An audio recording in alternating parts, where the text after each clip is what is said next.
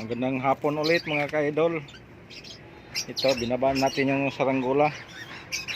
Si Batman style. Yun. Maraming nagsabi mga idol. Yung nagko-comment sa ano ko. Doon pinadaan nila sa chat, sa messenger. Ano daw? Sa Bisaya pa, liwat talaga ako sa ano yun, pastor na kuan. Yung kapatid ng papa ko, kaya mahilig din yun magsaranggola. Hindi naman ako pwedeng doon magmana sa ibang tao. Siyempre magmana sa kamag-anak. Buti na lang saranggola lang yung linaruan ko. Yung iba talaga, iba ang linaruan. Kaya ito mga idol, yung pagsasaranggola, kahit may edad ka na, wala itong pili-piling edad. Ano kasi to, sport. Parang sport na to ngayon. May mga ano pa nga to, iba, pustahan. Dito mahasa ang isip mo, paano mo ma-control yung saranggola, paano ka makipag-ikwasan, paano mo malamangan yung kalaban mo. Marami itong mga teknik mga idol. Parang ano ka rin dito, parang driver, pero hindi ko sabihin na katulad kasi siyang driver.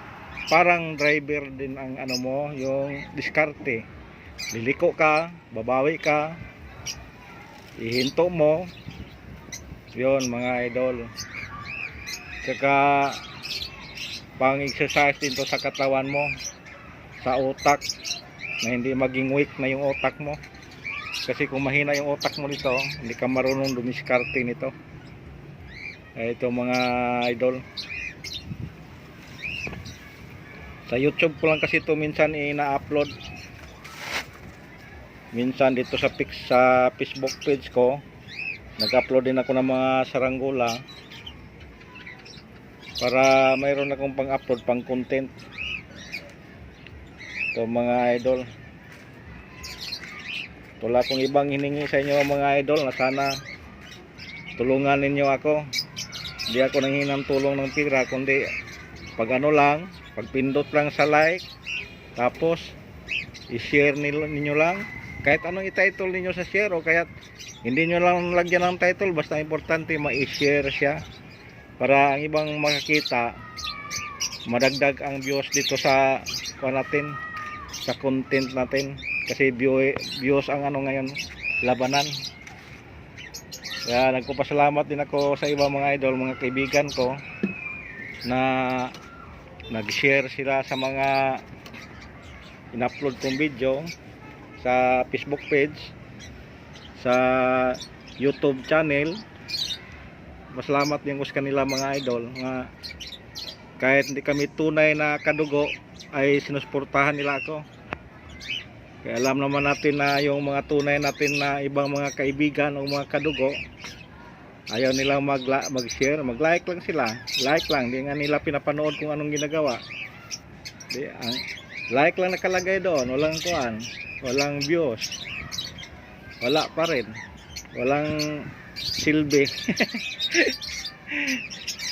Di katulad sa mga hindi natin kadugo na talagang tiningnan nila, kahit walang kabuluhan yung mga videos, pinagtiyagaan nilang tiningnan para lang may tulong sila sa kapwa nila, lalo na sa mga kapwa ko creator. Maraming salamat sa mga followers ko nga umabot na ng 6,000 plus. Maraming salamat. Kasi pag umpisa ko, 1,000 friends lang yung ano ko, wala pa ko mga viewers na iba. Yung mga pinapalo ko naman, mga 2,000 plus na rin yung pinapalo ko, para din makatulong din ako sa kanila. Kaya pinapalo ko sila. Yung iba lang mga videos share ko, basta may videos lang in-upload, i-share ko para makatulong din sa kanila.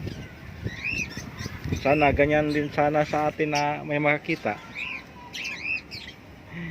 Maraming salamat po mga idol. Yan lang ang hiling ko sa karamihan. Kung pwede, pakishare na lang, like, tsaka panoorin na lang yung videos natin. Tsaka pakibisita na lang din sa YouTube channel ko. Sa mga insan ko, Kamos Budots sa Mindanao. Pakisilip na lang din sa munting bahay ko, mga insan.